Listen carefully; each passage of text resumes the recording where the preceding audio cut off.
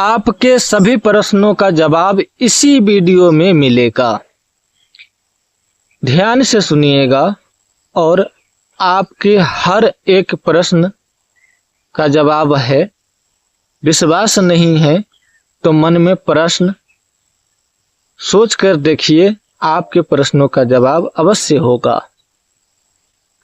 तो मैं यहाँ से शुरू करता हूँ कि गुरुजी, मुझे मंत्र सीखना है, सिद्धि कितने दिनों में होगा? तो देखिए, आप मंत्र सीखने आए हैं, टाइम पास करने नहीं आए हैं। मंत्र सीखना है और सिद्धि करना है तो आपको 21 दिन 41 दिन की साधना होती है, 11 दिन की भी होती है, 7 दिन का भी होता है। सभी मंत्र का अलग अलग विधि और नियम होता है। उसी तरीके से आपका समय भी लगता है।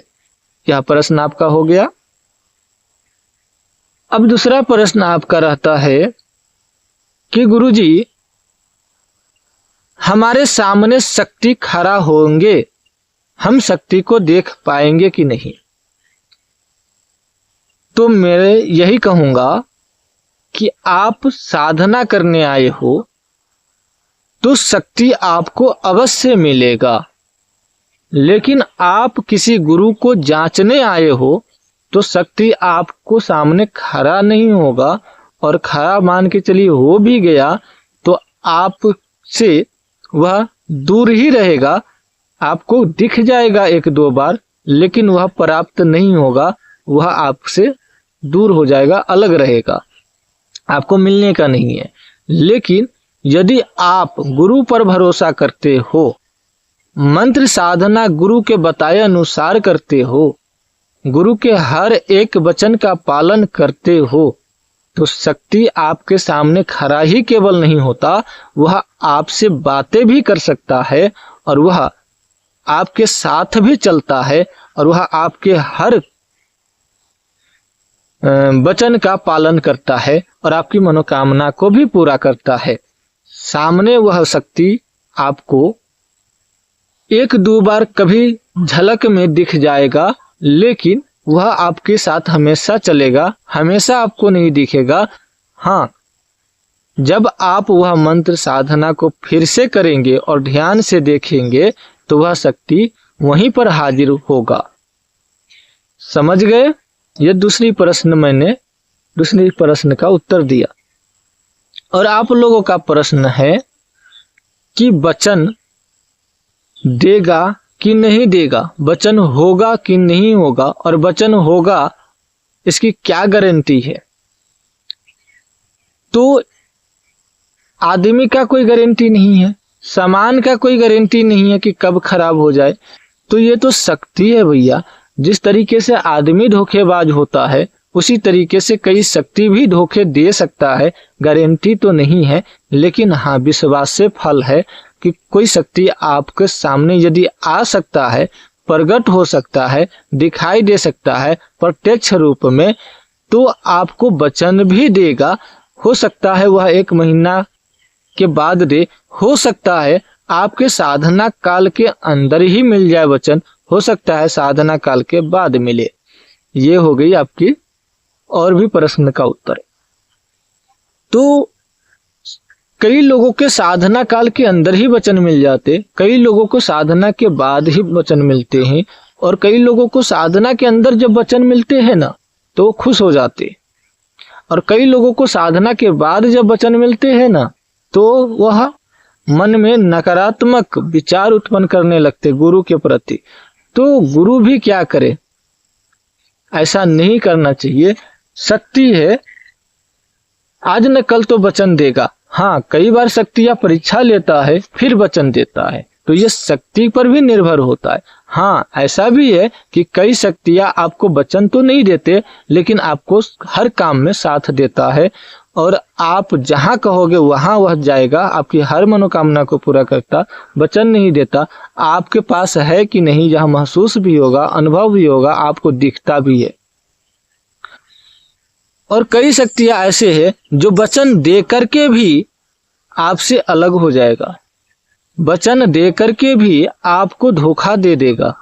कितना भी बड़ा से बड़ा सत्य क्यों न कर लो, गंगा में कर लो, कमला नदी में कर लो, गंगा नदी में कर लो, किसी शक्ति से ऐसा कठोर वचन क्यों न ले लो, धोखे देना होगा तो ऐसे भी दे देगा और कैसे भी दे देगा, क्योंकि वह शक्ति है। और कोई अच्छी शक्ति हो तो धोखे ना भी दे, लेकिन कोई छल कपट, छलायन, छल छिद्र वाली शक्ति हो तो वह धोखेबाज ही होता है। तो उनकी वचन की क्या गारंटी। इसीलिए कहते हैं कि चुड़ैल और पिशाचनी पर कभी भरोसा नहीं करना चाहिए कि यह शक्ति आपको कब दगा दे दे। थोड़ा देर के लिए पिशाचनी पर तो भरोसा कर भी लो, लेकिन चुड़ैल पे कभी मत करना। हो सकता है आपको ही कहीं बर्बाद न करते। शॉर्टकट में हर चीज बता रहा हूं, समझना। एक बार वीडियो को देख रहे हो, नहीं समझ में आ रहा है, बार बार देखना, क्योंकि यह शॉर्टकट में बता रहा हूं, हर चीज को बता रहा हूं, तो बार बार देखने से हो सकता है समझ में आ जाए। शक्तियां जब आपको मिलता है तो वह आपको कितने दिनों तक रहता है आपके साथ में।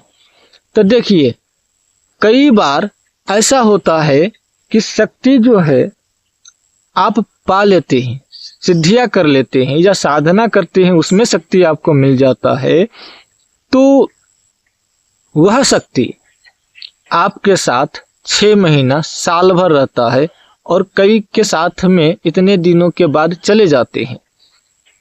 लेकिन कई के साथ में वह इतनी समय तक रह जाता है कि उसका पूरा जीवन जो 60-80 वर्ष का होता है वहां तक रहता है, और वहां के बाद वह उनकी साथ छोड़ करके किसी और को मदद करने लगता और वह उनके पास आना ही भूल जाता है।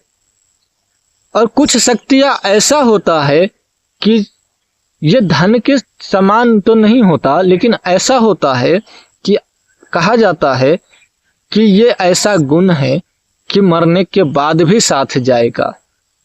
देखो, मरने के बाद तो ना तो आपका भाई आपके साथ जाता, ना बाप जाता है, ना बेटा जाता, ना बेटी जाती है, यहाँ तक कि आपको साथ देने वाला पत्नी भी आपके साथ नहीं जाती, आपके कमर की डारा नहीं जाता, कपड़े नहीं जाता, आप नंगे आए हो, नंगे ही जाओगे। लेकिन बात यह है कि हर चीज आपके साथ नहीं जाएगा, लेकिन ये गुण मंत्र जो है आपके साथ ही जाएगा। आप मरने के बाद भी इतनी ही शक्तिशाली रहोगे।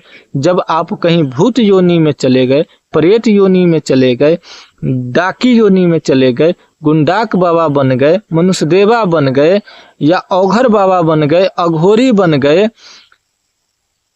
तांत्रिक बाबा बन गए, मतलब कि मरने के बाद कुछ भी आपका योनि मिले तो उसमें आप ये गुण पावर के साथ ही रहेंगे। जितना शक्तिशाली इस उम्र में हो, इस आदमी रूपी में हो, उतना ही शक्तिशाली वो प्रेत योनि में भी आपका रहेगा, उतना ही शक्ति रहेगा। लेकिन वो साधारण व्यक्ति जो मरेगा वह जो है वह साधारण ही भूत बनेगा। लेकिन आप इस उम्र में, इस जन्म में आप असाधारण व्यक्ति हो, इसलिए प्रेत भी बनोगे तो असाधारण प्रेत ही बनोगे। यह सत्य है, इसको कोई नहीं झुठला सकता, इसलिए इस पर हमेशा विश्वास ही करना। अब कई लोगों का कहना है कि गुरुजी, मरने के बाद हम भूत ना बने, इसलिए हम जो है इन शक्ति को मरने से पहले ही त्यागित कर देंगे, तो मरने के बाद भूत नहीं बनेंगे। ऐसा कहा गया है कि हर कर्म करना है, लेकिन मरने के बाद भूत ना बने, इसलिए हम पहले ही शक्ति को छोड़ देंगे। तो ये झूठ है, क्योंकि ये कहा गया है और होता क्या है ये नहीं कहा गया है। तो होता क्या है ये सुनो। आप लोगों ने देखा होगा कि जिसके पास जितनी बड़ी शक्ति वह उतना ही दिन जीवित रहता है। वो इसलिए कि तांत्रिक है, तो वह ऐसे ही उनकी मृत्यु नहीं हो जाएगी। कोई उसे भूत नहीं मारेगा, कोई उसे बाण शक्ति नहीं मार सकता, उसकी दुर्घटनाग्रस्त मृत्यु नहीं होगी। कहीं न कहीं से वह बच जाएंगे, किसी न किसी से वह बच जाएंगे, उनकी शक्ति उसे बचा लेता है। जब तक उनकी औरदा कहते हैं कि नहीं आएगा, जब तक भगवान घर से उनकी औरदा नहीं आएगा, तब तक उसकी मृत्यु नहीं होता। इसीलिए वह कुछ दिनों तक कई लोग जो है कष्ट काटते हैं। कई लोग जो है गलत नजर से देखते हैं कि यारे ये व्यक्ति अपने जीवन में बहुत बुरा किया होगा, बहुत गंदे काम किए होंगे, इसीलिए यह जो है मरने की अवस्था में ये कष्ट काट रहा है। ऐसा नहीं है। उन व्यक्ति का दुर्घटनाग्रस्त मृत्यु नहीं हो सकता, इसीलिए वह जीवित है। उनका औरदा जिस दिन आएगा उस दिन वह अपने आप चले जाएंगे। और कई लोगों को, कई तांत्रिक को जब तक उनका भगवान घर से औरदा नहीं आता है और उनकी मृत्यु हो जाती है, तो वह दोबारा से भी जीवित अपने आप ही हो जाता है। हो सकता है, हो सकता नहीं, होता भी है। तो इसलिए उनका ज्ञान कितना है, वह अपने घर के व्यक्ति को क्या बता के मरा है और वह कितने दिनों में वह लौट जाएंगे अपने शरीर में, यह भी देखने का विषय है, जानने का विषय है। अब कई लोग जो है कहते हैं कि हम मरने से पहले ही अपने शक्ति को गंगा जी में छोड़ देंगे, किसी को दे देंगे या सौंप देंगे, हटा देंगे। तो ऐसे कई लोगों का सोच रहता है, तो क्या ऐसे में वह व्यक्ति भूत नहीं बनेगा? तो बिल्कुल ऐसे में भी वह व्यक्ति भूत ही बनेगा, क्योंकि कर्म ही उनके साथ ऐसा है। इसलिए कर्म करने के बाद वह शक्ति को छोड़ भी दे तो भी वह वैसा ही बनेगा जैसा उनके जीवन में बनना लिखा है। तब बनेगा कैसे वह? अच्छा मौत उसकी कैसे होगी? उसका मृत्यु के बाद प्रेत योनि में ना जाए, उनका सीधा सीधा जन्म हो जाए या भगवान में मिल जाए, ईश्वर में मिल जाए, ऐसा कुछ हो। इसके लिए क्या करना होगा? तो इसके लिए और भी वीडियो में बनाऊंगा।